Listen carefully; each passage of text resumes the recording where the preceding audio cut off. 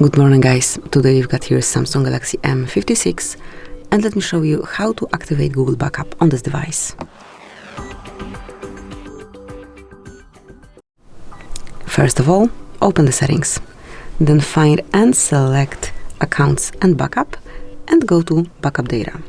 Here just mark info that you wish to backup, so it's photos and videos along with other device data. So if you truly want to do it, just mark confirm. And that's it. From now on it is active. If you do not have your account added to your device, you will have to provide email address or phone number along with the password just to log in with your Google account.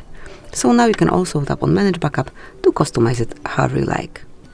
So, thank you for watching, please subscribe our channel and leave the thumbs up.